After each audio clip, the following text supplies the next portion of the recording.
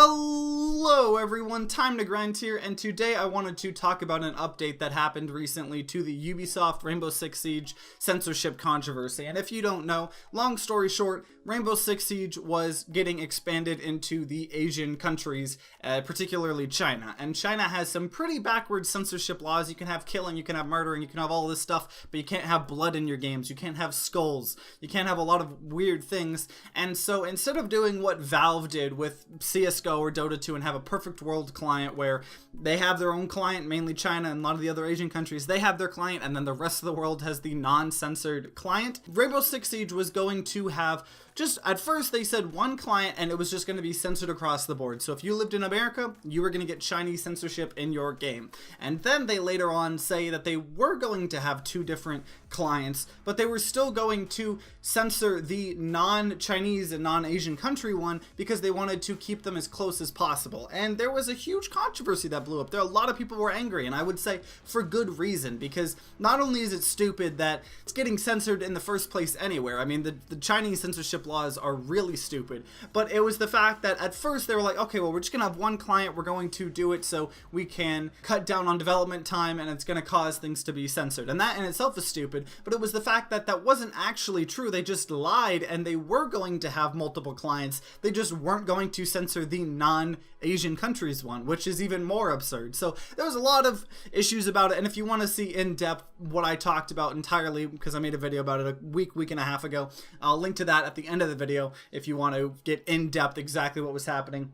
But recently, the update to the story we got is that they are reverting and canceling all plans they had to do all those censorship laws, at least for all the clients. So they put out a blog post called Update on the Aesthetic Changes Coming with Year 3 Season 4, and in it they talk about how they're going to get rid of some of the changes, because I believe some of the changes already made it into the game. So as an example, on one of the maps, there's kind of a strip club part to it, and there was this neon light of a stripper, kind of like a neon sign of a stripper, and that got removed. And so they're not only putting stuff like that back, but they're canceling all plans to continue with the censorship. And they say, why are you changing strategies now? And they say, we have been following the conversation with our community closely over the past couple of weeks, alongside regular discussions with our internal Ubisoft team, and we want to ensure that the experience for all our players, especially those that have been with us from the beginning, remain as true to the original artistic intent as possible.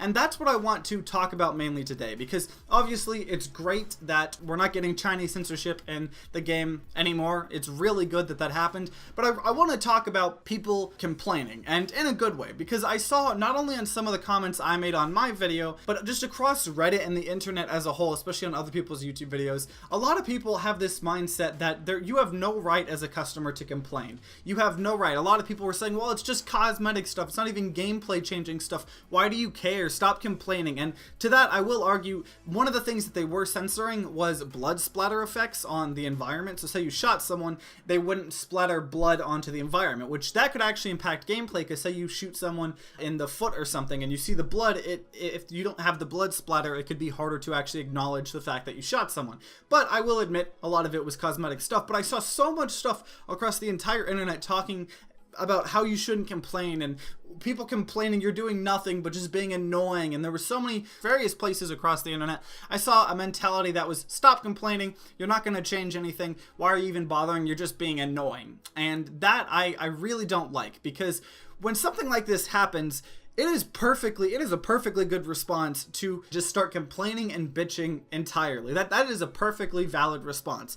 Because, I mean, we saw it with Star Wars Battlefront 2, when the monetization and payment model of that game was so absurd, there was so much backlash. And guess what happened? The game got changed. It didn't have all that stupid stuff. And, you know, I wouldn't say that the game is the best game ever and it completely redeemed itself, but changes and drastic changes at that had to be made to address the community. I mean, people were getting so crazy that they were messaging and questioning why Disney was promoting child gambling in their games, because technically, you know, Disney owned Star Wars and it was a Star Wars game, and so people were making all these connections, and people complained a lot, and it got fixed. And same with this. If nobody had complained about these changes and these censorship changes, it wouldn't have got changed. If there was not that much of a backlash, it would have just continued and they would have been fine. And what's more important is the complaining happened not when it happened, but when they announced what was going to happen. There was backlash already happening before they even changed anything. They just said what was changing, and I think that's what's important, because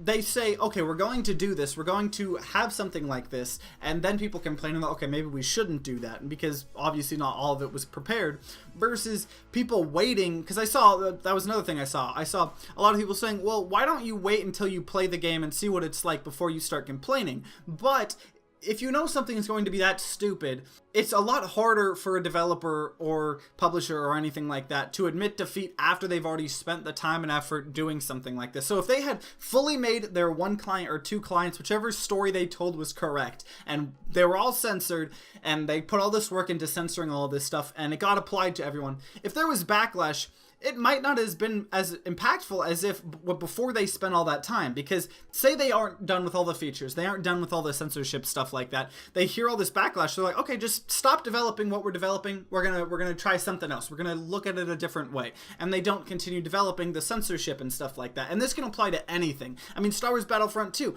maybe they hadn't completely figured out how the loot boxes were going to work. They weren't done coding all of it because the game wasn't released yet when all that controversy happened. It was released when we first started learning about the payment model, and that caused them to change it. But if the game launched with all of that stuff, I feel like it would have been harder to actually get something changed. But overall, if you are upset about something, let your voice be heard. You have every right to complain, especially if you have purchased the game, if you have spent time and or money in the game. Obviously, you probably spent money to get the game, but even if you just bought the game and you've never bought any of the operators, you've just grinded them all out, you've still invested a ton of your time into the game, and you have every right as anybody to have your voice heard. And I can admit sometimes it's annoying hearing people complain, but a lot of cases you have to, because if you don't complain, I mean, they're just going to get their way. And especially when these are all companies that are just trying to make as much money as possible, and the reason they were going to do this is to cut development time when they clearly have enough money to have as much development resources as they need.